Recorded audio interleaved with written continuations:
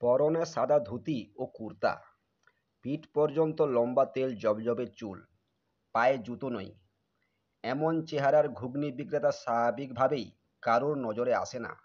কিন্তু অনেকেই জানেন না, অত্যন্ত অনাড়ম্বর জীবন কাটানো এই মানুষটি একজন অত্যন্ত জনপ্রিয় কবি।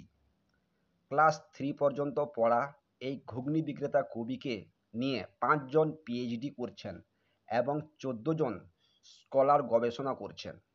তার ঝুলিতে রাষ্ট্রপতি পদক, পদ্মশ্রী, সম্বলপুর বিশ্ববিদ্যালয় থেকে প্রাপ্ত সাম্মানিক ডক্টরেট, ওড়িশার সাহিত্য একাডেমি এর মতো পুরস্কার। এমনকি তার গ্রন্থগুলি সম্বলপুর বিশ্ববিদ্যালয়ের মাস্টার্সের সিলেবাসে স্থান পেয়েছে। ওড়িশার বরগড় জেলার ঘেনসে গ্রামে 1950 সালে 31শে মার্চ এক অত্যন্ত গরিব পরিবারে জন্মগ্রহণ করেন এই কবি। মাত্র 10 বছর বয়সেই পিতামাতাকে হারান। দরিদ্রতার জন্য মাত্র তৃতীয় ক্লাস পর্যন্ত পড়ার পরই পড়াশোনায় তার ছেদ পড়ে। তারপর কখনো হোটেলে কাপ ধোয়ার কাজ করেন, কখনো হোস্টেলে রাঁধুনির কাজ করেন, কখনো বা ঘুগনি বিক্রির মতো কাজ করতে বাধ্য হন। তবুও কখনো জীবনযুদ্ধে তিনি হার মানেননি।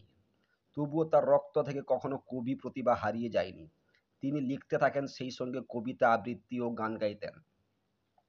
কোশলী ভাষায় এই কবির প্রথম কবিতা ধোদো বটগাছ, মানে বুড়ো বটগাছ। তার রচনাগুলির মধ্যে অন্যতম হল ভাব, সুরাত সহ বহু জনপ্রিয় কবিতা আচিয়া, বাছার, মহাসতী উর্মিলা, তারা মন্দোদরী, শ্রী সামালাই, প্রেম পৈচান, বীর সুরেন্দ্র সাই, শান্ত কবি, ভীমাভাই, প্রেম কবি গঙ্গাধর ইত্যাদি মোট 20টি মহাকাব্যের রচয়িতা এই কবি। তার কাব্যগুলি সংকলিত করে প্রকাশিত হয়েছে হলদর গ্রন্থাবলী, হলদর গ্রন্থাবলী 2 এবং তার তৈরি নতুন কাব্যধারা হলধর ধারা নামে বিশ্বে সমাদৃত।